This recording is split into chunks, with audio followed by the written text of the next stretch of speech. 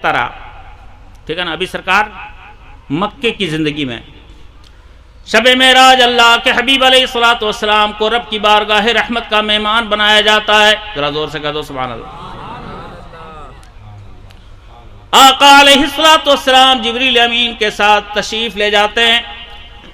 جنت جہنم کی سیر کرائی جاتی ہے. حدیث پاک میں تذکرہ اللہ کے حبیب علیہ الصلوۃ والسلام جنت کی سیر کے لیے جبریل کے ساتھ تشریف لے جاتے ہیں. بڑی خوبصورت حدیث پاک ہے، سنو توجہ کے ساتھ سننا. سرکار ارشاد فرماتے ہیں میں نے دیکھا جنت میں ایک بہت بڑا حوض ہے. جبریل نے بتایا اس حوض کا نام ہے حوض کوثر. ذرا زور سے کہہ دو سبحان اللہ. یہ وہی حوض کوثر ہے جس کا تذکرہ قرآن پاک کی سب سے چھوٹی سورت میں اِنَّا أَعْطَيْنَاكَ الْكَوْثَرَ، اے محبوب ہم نے آپ کو حوض کوثر عطا فرما دیا. بہت ساری تفسیریں کی ہیں مفسرین نے اس کی. ایک تفسیر حوض کوثر، ہم نے آپ کو حوض کوثر عطا کیا. یہ حوض کوثر کیا ہے اس کی زیادہ تفصیل میں نہیں لے جاؤں گا آپ کو، بس حدیث پاک سناؤں گا، شارٹ ٹائم ہے، بہت سی کام کی باتیں. آقا علیہ الصلوۃ والسلام ارشاد فرماتے میں نے دیکھا حوض کوثر، بہت بڑا حوض. میں نے دیکھا جنت کی 4 نہریں حوض کوثر میں گر رہی ہیں. جنت میں کتنی نہریں ہیں؟ جنت میں کتنی؟ 4 نہریں. کائے کی؟ حدیث پاک میں ایک نہر پانی کی، ایک نہر دودھ کی، ایک نہر شہد کی، اور ایک نہر شراب طہور کی. سبحان اللہ. ایک وہ شراب ہے جو آج کل لوگ پی کے بھٹک جاتے ہیں، اور شراب طہور وہ شراب ہے جس کو پی کر جو پی لیتا ہے اللہ کی معرفت ملتی ہے اس کو. ذرا زور سے کہہ دو سبحان اللہ. ٹھیک ہے نا. یہ 4 نہریں جنت میں. آقا ارشاد فرماتے میں نے دیکھا جنت کی 4 نہریں حوض کوثر میں گر رہی ہیں.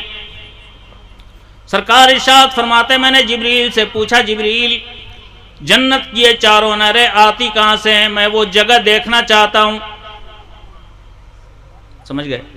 جنت کی 4 نہریں آتی کہاں سے؟ میں وہ جگہ دیکھنا چاہتا ہوں. جبریل نے کہا سرکار میں خود نہیں جانتا جنت کی 4 نہریں آتی کہاں سے، میں آپ کو کہاں سے دکھاؤں؟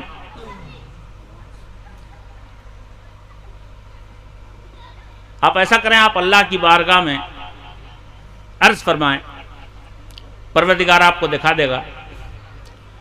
بہت سارے لوگ اس طرح کی حدیث سنتے ہیں نا تو کودنے لگتے ہیں. دیکھو نبی کو معلوم تھا، معلوم ہوتا تو نبی کہاں پوچھتے جبریل سے؟ نہیں سمجھے؟ نبی کو معلوم ہوتا تو جبریل سے کیوں پوچھتے؟ ارے بے وقوف، نبی دیکھنا چاہتے ہیں. نبی کیا کرنا چاہتے ہیں؟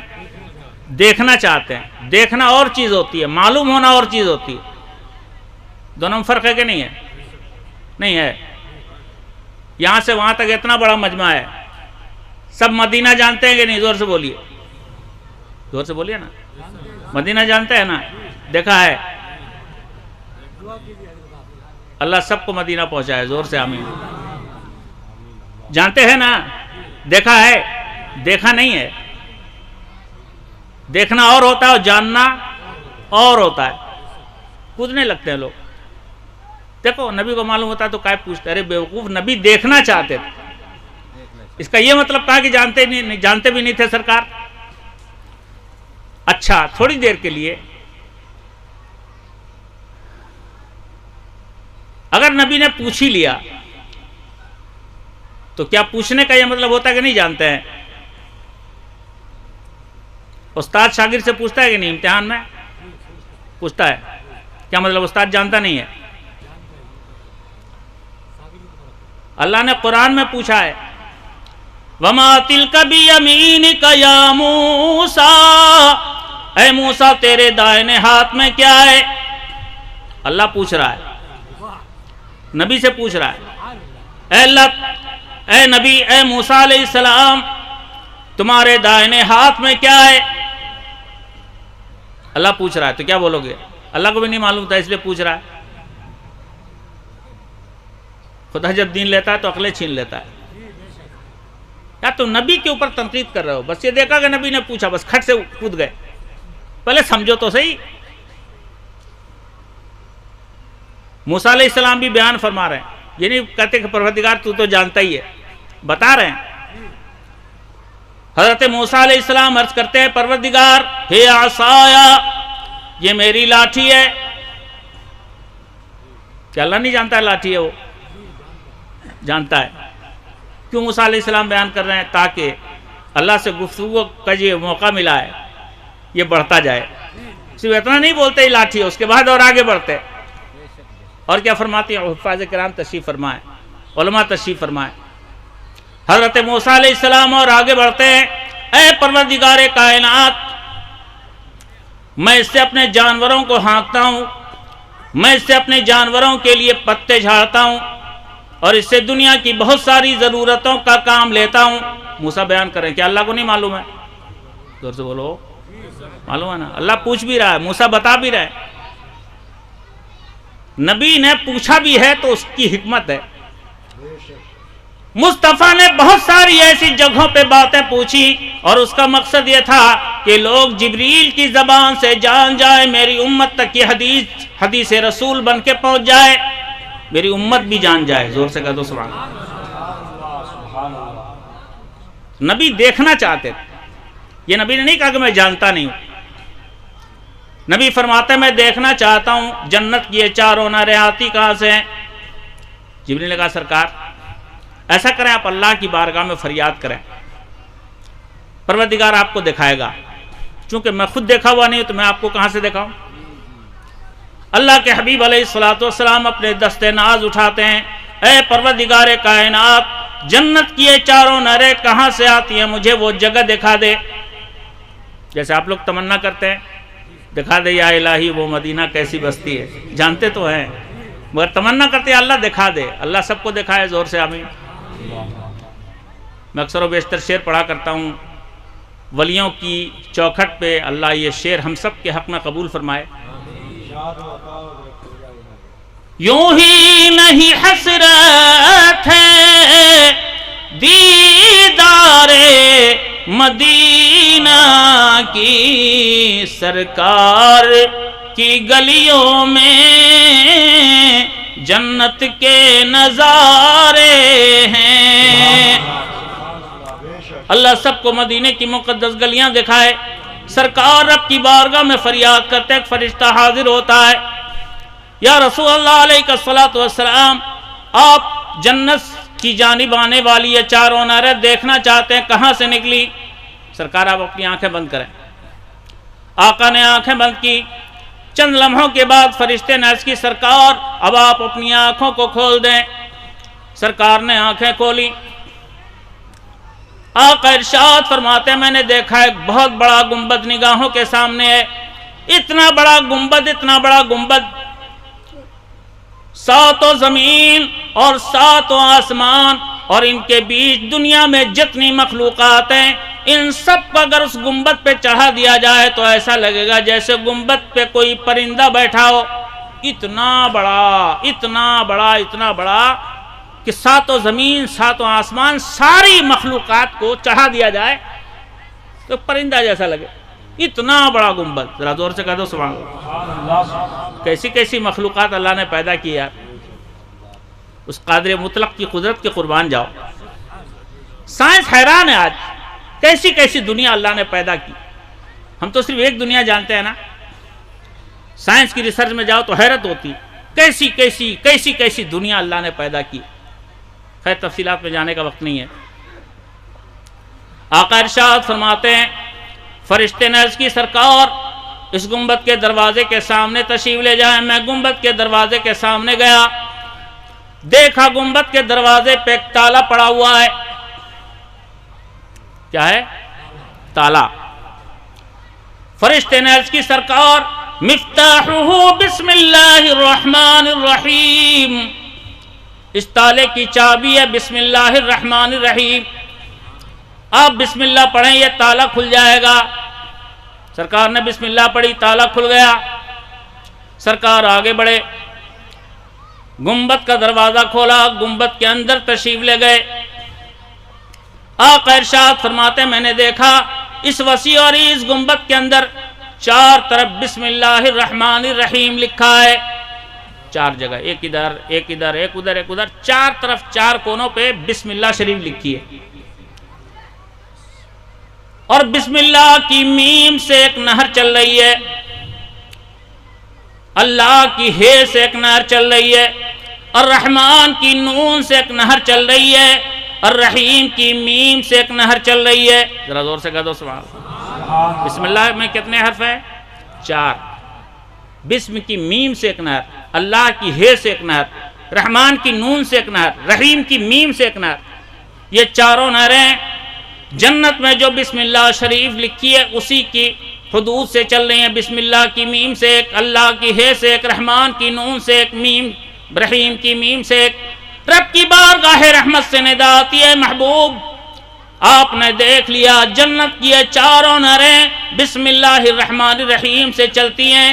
اے میرے محبوب، آپ کی امت کا جو آدمی کثرت کے ساتھ بسم اللہ الرحمن الرحیم پڑھے گا، ہم اس کو جنت کی چاروں نہروں سے سیراب فرمائیں گے۔ کثرت سے بسم اللہ پڑھے۔ میرے نبی نے سکھایا ہر کام میں بسم اللہ پڑھو، بس صرف گناہ کا کام نہ ہو۔ اتنا تو سب سمجھتے ہیں گناہ کا کام کیا ہے، گناہ کے کام میں بسم اللہ نہیں پڑھنی۔ ایسا نہیں وہ لاٹری کا ٹکٹ نکالنے جا پڑے بسم اللہ، کوئی شراب پینے جائے کہے بسم اللہ، اتنا سمجھتے ہو آپ؟ گناہ کے کام میں بسم اللہ نہیں پڑھنا، باقی ہر کام میں بسم اللہ پڑھو۔ نبی کون مکان علیہ الصلوۃ والسلام کی حدیث پاک ہے، سرکار فرماتے ہیں جس کام سے پہلے بھی بسم اللہ نہیں پڑھی جاتی وہ کام ناقص رہ جاتا ہے، ادھورا رہ جاتا ہے۔ بسم اللہ پڑھ کر اگر کام شروع کیا جائے، اللہ اس نام کی برکت سے کاموں میں برکتیں عطا فرماتا ہے، کام پورا ہوتا ہے، بڑی برکتیں اس کی۔ حدیث پاک کا مفہوم ہے مومن اگر گھر میں گھستے وقت بسم اللہ پڑھ لے، شیطان اپنے ساتھیوں سے کہتا ہے ہمارا گزارا آج اس گھر میں نہیں ہو پائے گا۔ بستر پہ سوتے وقت بسم اللہ پڑھ لے، شیطان بستر پہ شریک نہیں ہو پاتا۔ کھانے کے وقت بسم اللہ پڑھ لے، شیطان کھانے میں شریک نہیں ہو سکتا۔ چھوٹے چھوٹے بچوں کو تربیت دینے کا انداز میرے نبی نے سکھایا۔ سرکار صحابہ کے ساتھ دسترخوان پہ بیٹھے ہیں، صحابہ کھانا کھا رہے ہیں، بسم اللہ پڑھ کے کھانا شروع کیا، ایک بچہ دوڑتا ہوا آیا، کھانے میں ہاتھ ڈالنا چاہا، سرکار نے اس کا ہاتھ پکڑ لیا اور فرمایا پڑھو بیٹا بسم اللہ الرحمن الرحیم۔ بچے نے اپنی ٹوٹی پھوٹی زبان سے بسم اللہ شریف پڑھی، پھر سرکار نے فرمایا اب کھاؤ، سرکار نے اپنے نورانی ہاتھوں سے کھلایا، اور اس کے بعد صحابہ سے ارشاد فرمایا میرے صحابہ ہم سب نے بسم اللہ پڑھ لی تھی، شیطان ہمارے ساتھ کھانے میں شریک نہیں ہو پایا۔ وہ اس بچے کو دوڑاتا وہ لایا کہ اس بچے کے ساتھ کھانے میں شریک ہو جائے، تو میں نے اسی لیے بچے سے بھی بسم اللہ پڑھوا لی۔ ذرا زور سے کہہ دو سبحان اللہ۔ تو سمجھے بچوں کی تربیت بھی ہوتی ہے۔ کتابوں میں ملتا ہے کہ دو شیطانوں کی ملاقات ہوئی، ایک بہت موٹا تگڑا لمبا لحیم شہیم، دوسرا بیچارہ بالکل دبلا پتلا۔ اس نے پوچھا یار تو اتنا دبلا کیوں ہے؟ کہا یار میں کیا بتاؤں، مجھ کو جس بندے پہ مسلط کیا گیا نا وہ ہر جگہ بسم اللہ ہی پڑھتا ہے، نہ میں کھانا کھا پاتا ہوں، نہ میں پانی پی پاتا ہوں، نہ میں شربت پی پاتا ہوں، نہ ٹھیک سے سو پاتا ہوں۔ بولا اس معاملے میں تو میں بڑا خوش نصیب ہوں، مجھ کو ایسا بندہ ملا جو کبھی اللہ کا نام ہی نہیں لیتا، میں ہر جگہ اس کے ساتھ شریک رہتا ہوں۔ بس سمجھ میں آئی؟ اسی لیے موٹا ہو۔ تو آپ اگر شیطان کو موٹا کرنا چاہتے ہو تو کبھی مت یاد کرنا خدا کو، اور اگر چاہتے ہو کہ آپ کا شیطان کمزور ہو تو اللہ کا نام لو۔ بہت پاورفل ہے شیطان، بہت طاقت ہے شیطان کے پاس، بڑا تگڑا دشمن ہے تمہارا۔ قرآن کریم نے صاف فرما دیا ان الشیطان لکم عدو مبین، شیطان تمہارا کھلا ہوا دشمن، لیکن اتنا پاورفل کہ سوچ نہیں سکتے آپ۔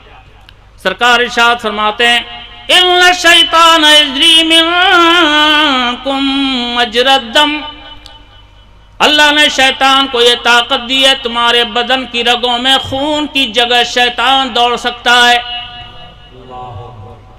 دماغ میں باریک باریک نسیں وہاں تک گھس جاتا ہے شیطان۔ دماغ کے اندر گھس جاتا ہے، آدمی کو غلط راستوں کی طرف لے جاتا ہے۔ آپ حیرت کریں گے حضرت، ہم تو بہت سارے لوگوں کو روحانی علاج کی طرف مائل کرتے ہیں اور سب کو بولتے ہیں اللہ کا ذکر کیا کرو۔ کیا ذکر کرواتے ہیں؟ اللہ کا نام، اس نام میں بڑی تاثیر ہے۔ اللہ کے حبیب علیہ الصلوۃ والسلام ارشاد فرماتے ہیں پروردگار کائنات نے ایمان والے بندوں کو اپنا مقدس نام دیا ہے۔ اللہ کے نام میں یہ زبردست تاثیر ہے، اگر کوئی بندہ اللہ کا نام لیتا ہے شیطان کی ساری طاقت ختم ہو جاتی ہے۔ وہ پاورفل شیطان جو تمہارے دماغ میں گھس سکتا ہے، جب تم بسم اللہ پڑھ لیتے ہو نا تو اس کی ساری طاقت ختم ہو جاتی ہے۔ اور آپ حیرت کریں گے حضرت، 20 سال سے شراب پینے والے لوگ، ہم نے ان کو بیٹھایا ذکر میں، وہ نہیں بیٹھ سکا، اس کی بیوی کو بیٹھایا، وہ نہیں بیٹھ سکی، اس کے بیٹے کو بیٹھایا۔ چند دنوں اپنے باپ کے نام پہ، اپنے باپ کی نیت سے تھوڑی دیر ذکر الہی کرو، اللہ کا ذکر کرو۔ 20 سال سے شراب پینے والے لوگ، اللہ کا شکر ہے، شراب چھوڑ کے آج نمازی ہو گئے۔ ذرا زور سے کہہ دو سبحان اللہ۔ اللہ کے نام میں یہ تاثیر ہے میاں۔ ہم نے تو ذکر الہی چھوڑ دیا نا۔ یہ ذکر الہی بہت بڑی نعمت ہے، بہت بڑی نعمت۔ میں اکثر و بیشتر کہا کرتا ہوں، اپنے بھائیوں کو سمجھایا کرتا ہوں، اتنے لوگ ہیں یہاں پہ، یہ بزرگوں کی چوکھٹ پہ جاؤ، ان کی ہسٹری دیکھو، شجرے پڑھو، اپنے جن بزرگوں سے وابستہ ہو نا ان کو شجرے پڑھو۔ ہر شجرے میں ملتا ہے ذکر انفاس، سانسوں کا ذکر۔ سانسوں کا ذکر ہوتا کیسے ہے؟ ناک سے لمبی سانس لو، کھینچ کے، ناک سے سانس لو، ناک سے چھوڑو، دل سے اللہ اللہ اللہ، دل سے اللہ کا ذکر کرو تھوڑی دیر، 10 منٹ۔ یہ اتنا پاورفل ذکر ہے اور اس کی برکتیں اتنی ہیں کہ میں بیان نہیں کر سکتا اس کے ساتھ اگر بزرگوں کے دربار کی حاضری جڑ جاتی ہے تو سونے پہ سہاگا۔ اگر کوئی شخص صرف بغیر کسی بزرگ کے دربار کی نسبت کے صرف اللہ کا ذکر کرنا چالو کرے نا تو اس کی نہ جانے کتنی بیماریاں ختم ہو جائیں۔ ذرا زور سے کہہ دو سبحان اللہ۔ جی کر کے دیکھو آپ۔ بزرگوں نے ارشاد فرمایا اگر کوئی شخص ہارٹ کا مریض ہو، ڈاکٹر نے کہہ دیا 90% ہارٹ کی نسیں جام ہو چکی ہیں۔ آج کل ہوتا ہے نا، ہارٹ کی نس جام ہو گئی۔ مسلمان کھانے پینے میں بہت فاسٹ ہے، خوب مرغا مسالہ کھاتا ہے، خون موٹا ہوتا ہے، ہارٹ کی نسیں جام ہو جاتی ہیں۔ انجیوگرافی ہوتی ہے، ڈاکٹر بولتا ہے 80% نس بلاک ہے، جلدی سے ہارٹ کا آپریشن کرانے تو مر جائے گا۔ 5 لاکھ 6 لاکھ 10 لاکھ 8 لاکھ، جیسا مرغا ویسا حلال۔ سمجھ میں آیا؟ یہ ہو رہا ہے۔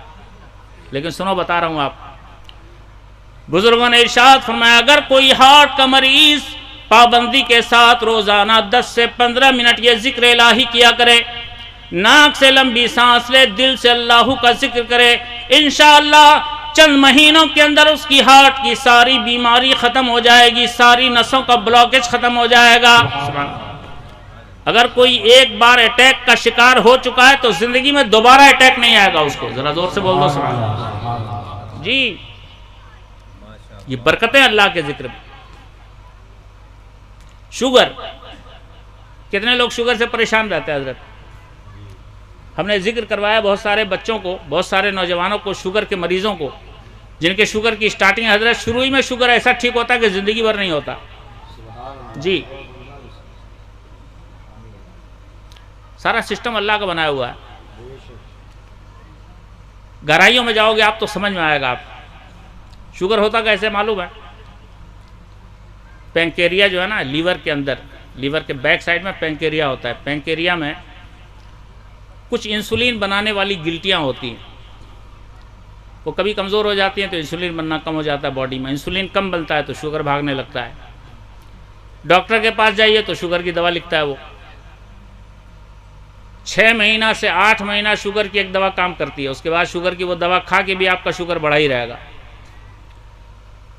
6-8 مہینے کے بعد پھر آپ وہ دوا کھانے کے بعد بھی جب شوگر بڑھا رہے گا ڈاکٹر کے پاس جائیں گے، اب اس سے ہائی پاور کی دوا لکھے گا، لو اب یہ دوا کھاؤ۔ وہ دوا کھائیے گا شوگر پھر ڈاؤن ہو جائے گا، لیکن پھر 6 سے 8 مہینے کے بعد وہ دوا بھی کام کرنا بند کر دے گی۔ پھر 6 مہینے کے بعد اس سے ہائی پاور، ہر 6 مہینہ کے بعد ہائی ہائی ہائی ہائی ہوتے ہوتے ساری ٹیبلٹ کا پاور ختم۔ 4-6 سال کے بعد یہ نوبت آتی ہے کہ اب شوگر کی ساری دوا ڈاکٹر بند کر دیتا ہے، انسولین کا انجیکشن گھساتے رہو زندگی بھر پیٹ میں، کبھی شوگر ٹھیک نہیں ہوتا، اس لیے کہ شوگر ہے روحانی بیماری، یہ روحانی علاج سے ٹھیک ہوتی ہے۔ ذرا زور سے کہہ دو سبحان اللہ۔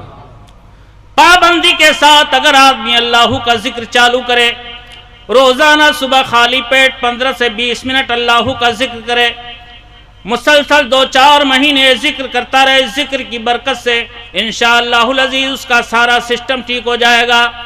انسولین بنانے والی گلٹیاں پھر سے انسولین بنانے لگیں گی، جہاں انسولین بننے لگا بیماری ختم۔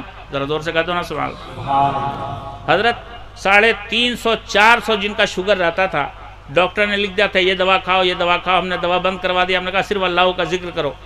سبحان اللہ، بہت عمدہ حضرت، ماشاءاللہ۔ ایک مریض ہے ہمارا ٹیکم گڑھ میں، اس کا کڈنی کا علاج چلتا تھا ایمس ہاسپٹل سے، یہ دلی کا ایمس ہاسپٹل سنا ہوگا آپ نے، ایمس ہاسپٹل سے کڈنی کا ٹریٹمنٹ چلتا تھا۔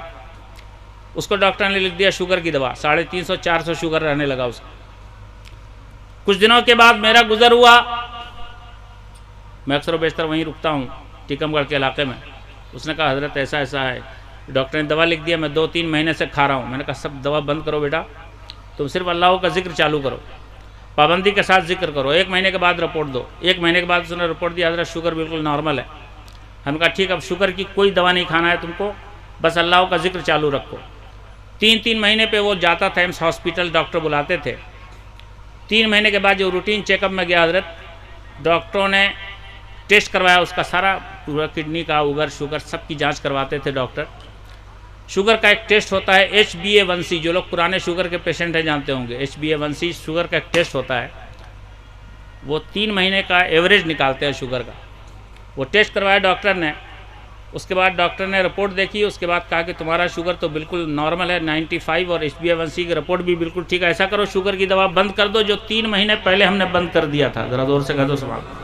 اور آج تک اس بندے نے شوگر کی دوا نہیں کھایا حضرت، 4 سال ہو گیا، سب میٹھا کھاتا ہے۔ زور سے بول دو نا سبحان اللہ۔ سمجھ رہے ہو اللہ کے نام میں کتنی برکت ہے؟ تو بزرگوں نے یہ طریقے اپنائے، ذکر کیا، دن رات ذکر کیا، اس ذکر سے بصیرت روشن ہوتی، نگاہیں روشن ہوتی ہیں۔ جو ذکر کرتا ہے نا اس کی آنکھیں کھل جاتی ہے، بصیرت کی آنکھیں کھل جاتی ہے، سامنے والے کا دل دیکھ لیتا ہے وہ۔ ذرا زور سے بول دو سبحان اللہ۔ کرنا تو چالو کرو یار، نہ جانے کتنی برکت ہے اس کی۔ ابھی آج ہی ایک واقعہ سنا رہے تھے ہمارے محترم الیاس صاحب، اللہ ان کی عمر میں برکتیں عطا فرمائے، زور سے آمین کو۔ آج ایک واقعہ سنا رہے تھے کہ حضرت کی خدمت میں ایک بچے کو لے گئے، بہت لمبا چوڑا واقعہ سنایا، حضرت سے مرید کرانے لے گئے، کہا حضور مرید کر لیجئے اس کو۔ کن سے؟ کن سے؟ آپ کے پیر و مرشد قاضی اہل سنت حضور مفتی محمد میاں صاحب قبلہ سمر دہلوی، اللہ ان کی قبر پہ رحمت و نور کی بھرن برسائے۔ یہ ذکر کرنے والے بندے، ان کی روحانیت کتنی تازہ اور روشن۔ انہوں نے کہا حضور مرید کر لیجئے۔ حضرت نے تھوڑی دیر اپنی آنکھ بند کی اور اس کے بعد فرمایا کہ نہیں، اس کو مرید نہیں کروں گا، مرید نہیں کیا۔ جب وہ بچہ چلا گیا، یہ موجود ہے سامنے، آج ہی بیان فرما رہے تھے کہ حضرت نے تھوڑی دیر کے بعد ان سے فرمایا کہ تم یہ سوچ رہے ہو کہ میں نے مرید کیوں نہیں کیا؟ ذرا زور سے بولو سبحان اللہ۔ انہوں نے تو نہیں کہا، لیکن حضرت خود فرما رہے ہیں کہ تم یہ سوچ رہے ہو کہ میں نے مرید کیوں نہیں کیا۔ ارے ان کا دماغ انہوں نے کیسے پڑھ لیا؟ اس لیے کہ ان کی بصیرت کی آنکھ روشن ہے۔ ذرا زور سے بولو۔ ارشاد فرمایا تم یہ سوچ رہے ہو میں نے مرید کیوں نہیں کیا، میرے مرید نہ کرنے کی وجہ یہ ہے، یہ شخص، یہ بچہ آنے والے دنوں میں میرے خاندان کے لیے ناسور بنے گا۔ اس زمانے میں ان کی بصیرت دیکھ رہی ہے۔ ذرا زور سے بولو سبحان اللہ۔ کچھ سمجھ میں آ رہی ہے بات؟ اور جو بزرگ فرماتے ہو کے رہتا ہے، سمجھ میں آ رہی ہے بات؟ یہ بصیرتیں روشن ہوتی ہیں اللہ والوں کی، جب وہ ذکر کرتے ہیں تو آنکھیں روشن ہوتی ہیں، دل بھی روشن ہوتا ہے۔ زور سے کہہ دو سبحان اللہ۔ تو اللہ کا نام جتنا لوگے اتنے فائدے میں رہو گے، یہ سرکار نے سکھایا ہے۔ زور سے کہہ دو سبحان اللہ۔ ہم صرف یوں تقریر کر کے چلے جائیں، صرف شان بیان کر کے، واقعہ بیان کر کے چلے جائیں، کچھ سیکھنے کو نہیں ملے تو مزہ نہیں آتا۔ آپ اگر کچھ سیکھ کے جاؤ گے اور اس کا فائدہ اٹھاؤ گے تو اس کا فائدہ آپ کو بھی ملے گا، اور آپ کے صدقے میں ہو سکتا ہے مجھ گناہگار کی بخشش کا بھی انتظام ہو جائے۔ کوشش کریں گے ہر جگہ میں اللہ کا نام لینے کی، ہو سکے تو تھوڑی دیر ذکر کیا کیجئے، موقع مل جائے، صبح میں، شام میں، رات میں، جب ٹائم ملے۔ جسمانی بیماریوں میں 75% بیماریاں وہ ہیں جو ذکر الہی کی برکت سے ختم ہو جاتی ہیں۔ زور سے کہو جی، اللہ ہم سب کو توفیق دے، ذکر سے قریب آؤ۔ کونین کے آقا علیہ السلام ارشاد فرماتے ہیں جو شخص کھانا کھانے سے پہلے اللہ کا نام لے لے اور کھانا کھانے کے بعد اللہ کا شکر ادا کر لے، کھانے سے پہلے بسم اللہ پڑھے اور کھانے کے بعد اللہ کا شکر ادا کرے۔ نہیں کرتے ہم لوگ، پیٹ بھر کھا لیا، دن بھر نہ جانے کتنی بار کھایا، زبان سے ایک جملہ نہیں نکلتا اللہ تیرا شکر ہے، اس کے بعد بھی اللہ کھلاتا ہے، پلاتا ہے، پہناتا ہے، نوازتا ہے، کتنا احسان ہے اس کا۔ شکر کرنا سیکھو میرے بھائی۔ قرآن کریم کا وعدہ وَلَئِن شَكَرْتُمْ لَأَزِيدَنَّكُمْ، اے بندو تم ہمارا شکر ادا کرتے رہو، ہم تمہاری نعمت بڑھاتے رہیں گے۔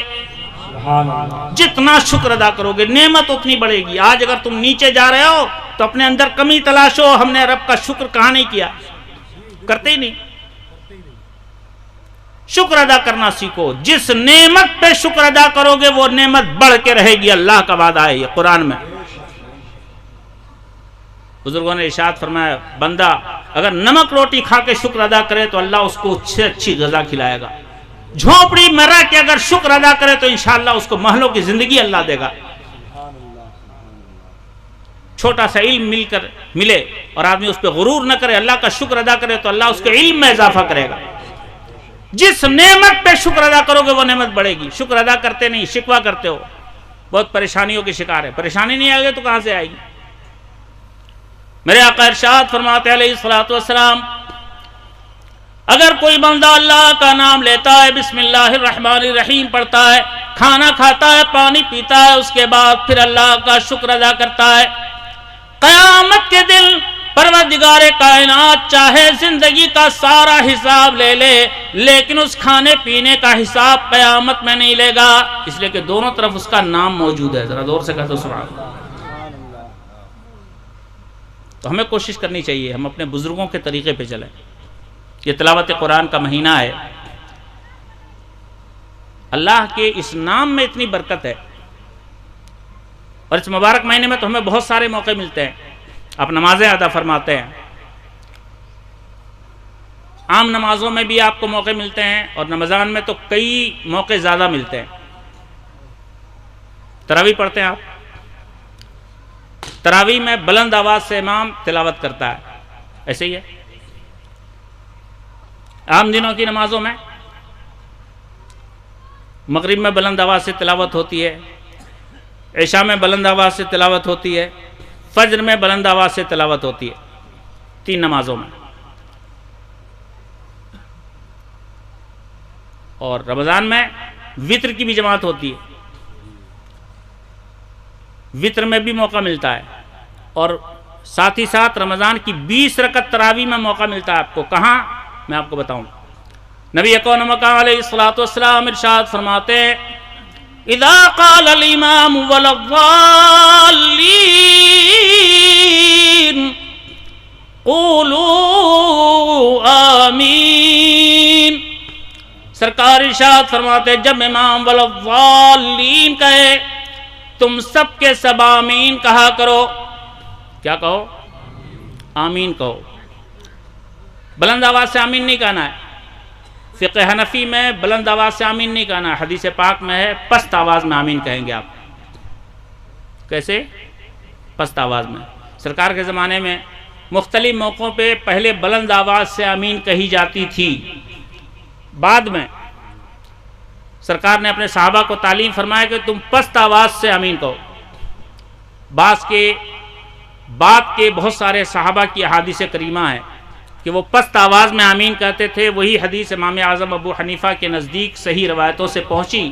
امام اعظم فرماتے ہیں کہ تمہیں آمین کیسے کہنا ہے؟ پست آواز میں، بلند آواز میں نہیں کہنا ہے، پست آواز میں کہنا ہے۔ جب امام وللضالین کہے تو آپ کیا کہیں گے؟ آمین۔ فائدہ، آقا علیہ الصلوۃ والسلام ارشاد فرماتے ہیں فمن وافق تامینہ تامین الملائکہ غفر له ما تقدم من ذنبہ۔ اگر کسی کی آمین فرشتوں کی آمین کے برابر ہو گئی، حدیث پاک کا ٹکڑا چھوٹ گیا بیچ میں، آقا ارشاد فرماتے ہیں اذا قال الامام وللضالین قولوا آمین، جب امام وللضالین کہے تم آمین کہا کرو، فإن الملائکۃ تقول آمین، سرکار فرماتے ہیں اس وقت فرشتے بھی آمین کہتے ہیں، فرشتے بھی آمین کہتے ہیں۔ فرشتوں کی آمین سنتے ہیں کیا آپ؟ زور سے بولیے۔ سرکار فرما رہے فرشتے اس وقت آمین کہتے ہیں۔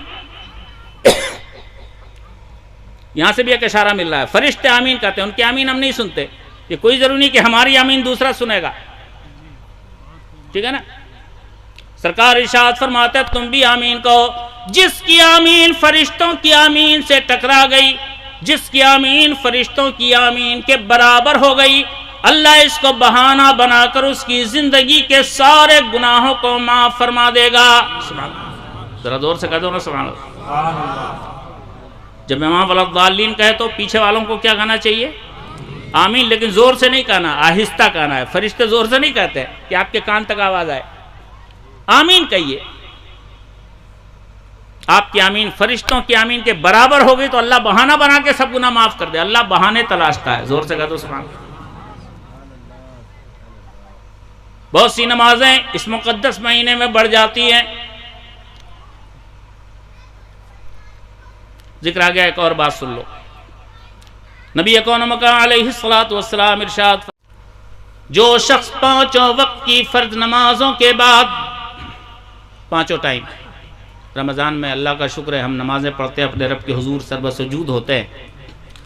آقا ارشاد فرماتے ہیں جو شخص پانچوں وقت کی فرض نمازوں کے بعد آیت الکرسی پڑھنے کی عادت بنا لے، اللہ لا الہ الا هو الحی القیوم، سب کو یاد ہونا چاہیے، نہیں یاد ہے تو آج تو بہت آسانیاں ہیں، موبائل کا صحیح استعمال کرو، موبائل میں آیت الکرسی ڈاؤن لوڈ کر لو، کان لگا کے سنو، انشاءاللہ ایک ہفتے میں یاد ہو جائے گی۔ ذرا دور سے کہہ دو سبحان اللہ۔ جس کو یاد نہیں یاد کرو، موبائل کا غلط استعمال کرتے ہو یار، اچھا استعمال کرو نا،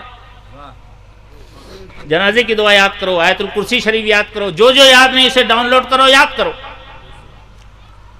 میرے آقا ارشاد فرماتے ہیں جو شخص پانچوں نمازوں کے بعد آیت الکرسی پڑھنے کی عادت بنا لے، جنت اور اس کے بیچ میں موت کے سوا کوئی بھی چیز حائل نہیں ہوگی۔ جیسے ہی اس کی آنکھیں بند ہوگی، جیسے ہی فرشتے روح قبض کریں گے، رب کا ارشاد ہوگا اے میرے فرشتوں، میرے محبوب کا یہ غلام، میرا یہ بندہ روزانہ ہر نماز کے بعد آیت الکرسی پڑھا کرتا تھا، اس کی روح کو سیدھے جنت میں لے جاؤ۔ زور سے کہہ دو سرکار فرماتے ہیں موت اور جنت کے بیچ، دنیا کی زندگی اور جنت کے بیچ میں موت کے سوا کوئی بھی چیز حائل نہیں، جیسے ہی مرے گا روح ویسے ہی جنت میں پہنچے گی۔ زور سے کہہ دو سمجھ رہے ہیں آپ؟ پڑھیے یار، یہ سب سیکھیے، یہ وہ چیزیں ہیں جن پہ عمل کر کے ہم اور آپ اپنے رب کو راضی کر سکتے ہیں، اللہ کے محبوبین کو راضی کر سکتے ہیں۔ وہ اس راستے پہ چلے، جب آپ ان کے راستے پہ چلیے گا تو ان کی روح خوش ہوگی۔ زور سے کہہ دو سبحان اللہ، ہے نا؟ ایسا نہیں کہ صرف ہمارے چادر ڈال دینے سے خوش ہو جائیں گے، وہ چادر ڈالو ٹھیک ہے، اچھی بات ہے، چادر کا مقصد یہ نہیں ہوتا کہ صاحب مزار خوش ہو جائے۔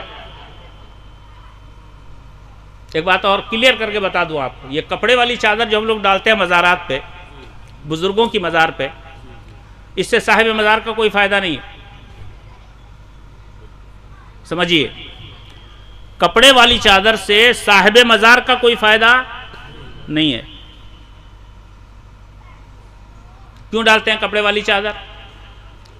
کپڑے والی چادر اس لیے ڈالتے ہیں تاکہ لوگوں کو یہ پتہ چل جائے کہ یہ عام قبر نہیں، اللہ کے کسی محبوب بندے کا مزار ہے۔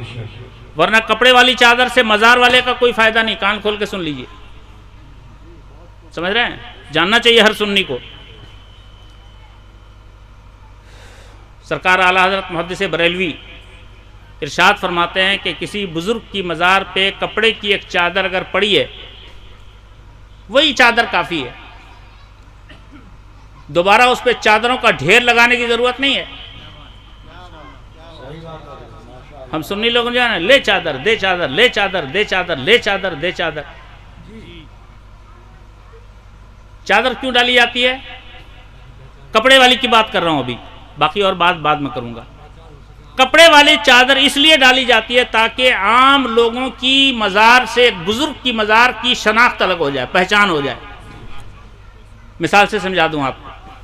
آپ کے گھر میں بہت ساری کتابیں پڑھی ہیں, آپ نے ایک چھوٹے سے بچے سے کہا جاؤ قرآن شریف لے کے آؤ,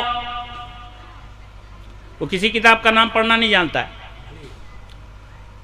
سینکڑوں کتابوں کے ڈھیر سے وہ سیدھا قرآن شریف لے کے آتا ہے. کیوں؟ اس لیے کہ قرآن شریف ایک پہچان ہے, اس پہ جزدان ہوتا ہے. زور سے کہہ دو سبحان. ٹھیک ہے نا؟